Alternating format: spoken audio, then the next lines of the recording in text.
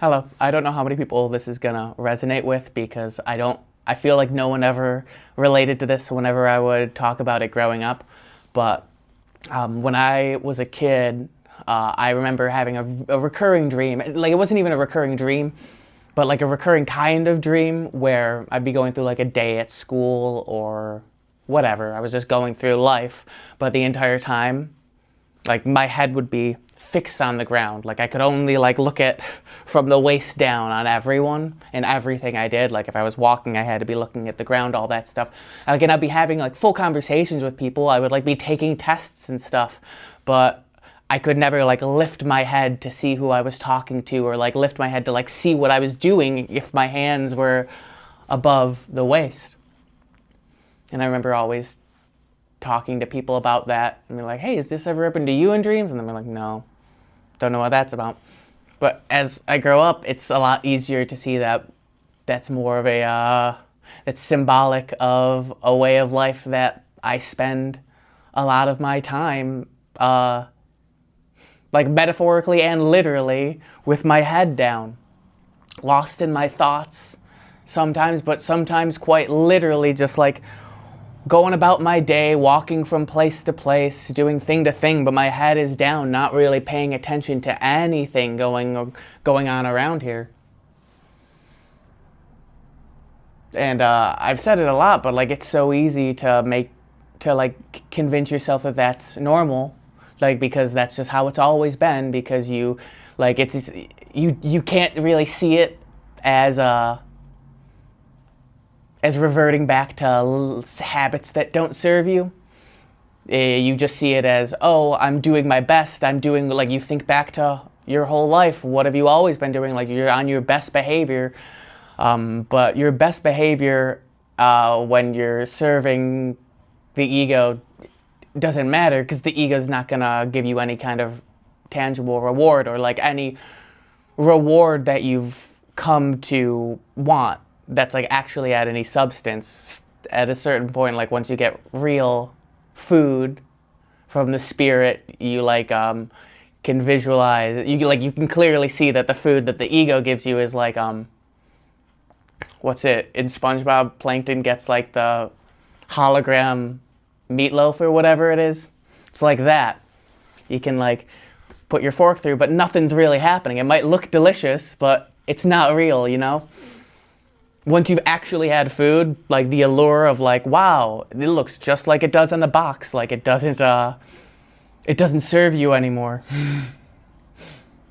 But when your head is stuck down, you can only be stuck in that thought pattern. The way that you break out of it, and the way you like engage with the food of the spirit, if you want to keep this image, is by interacting with the actual world, like the things happening around you. Eyes up. Like, the amount of time I tell myself eyes up, like I honestly should put like a 5-minute timer, like every 5 minutes, just to always say like eyes up, because man, it really, it's so easy to just forget. The constant reminder really, really, really clearly is necessary, because how many times have I made this exact same video? I feel like I've said all this before in many different ways, but seemingly it still needs to be said. It really needs to be stamped in there. I know I've used that exact same image before, but it is true.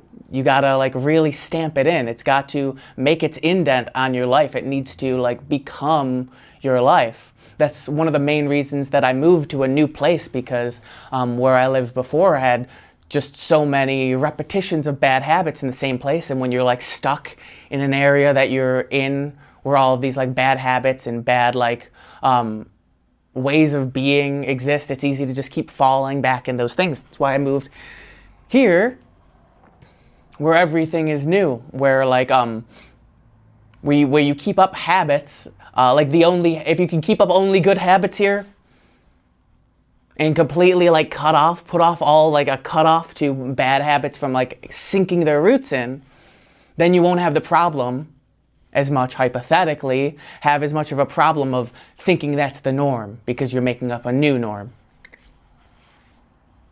Like, does that really work? Sometimes. Like, realistically, none of this is real, so like all of this is also just like really happening in here, in the heart. Home is where the heart is, so to speak. So like you carry all of those burdens with you. You can't run away from them in that sense. But sometimes being in a space that is different, it can make things easy. I don't know if I've said this in a video, but I've had a lot of dreams in this very room, like growing up. Like there'd be this place that I would hang out in my dreams that like I'd run away to, and this like second story of this house, and it looks very similar to this room. So in that sense, that's also another major reason why I picked specifically here, because it does kind of remind me that I am in a dream.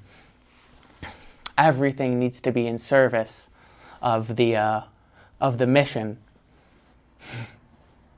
Like it one loose chain, and you can fall right back to the start.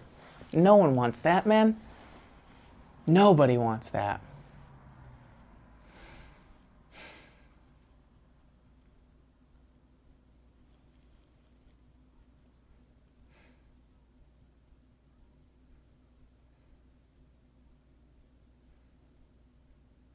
Anyone else have a tendency to like irrationally ration love?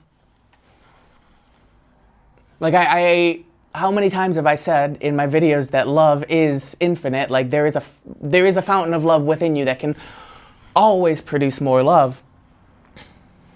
Yet I find myself so many times like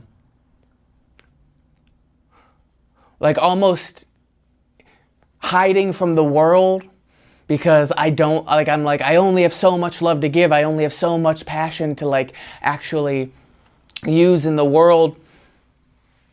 So I'm only like going in short bursts because, I don't know, we give ourselves so many limiting ideas about ourselves.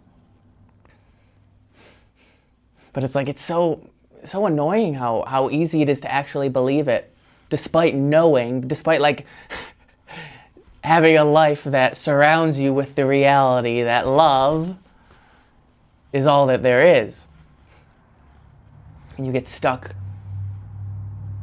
only being willing to give a little at a time, because you worry if you give more, then like I don't know what the fear is. Like maybe when the time, like you're going to really need a lot of love eventually, like it's almost like saving it for something. Like the big thing is coming, you've got to like save for the winter, so to speak, because you never know, like it might be a harsh winter, and you'll really need that love for yourself, to keep yourself alive, to keep yourself warm. Mixing metaphors, but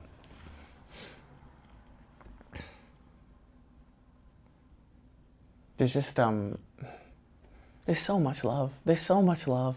There's so much love. I'm talking to myself. I need to hear this. So plain to see. I feel like there was one other thing. I don't know. I'll tell you next time. Thank you for watching. Peace.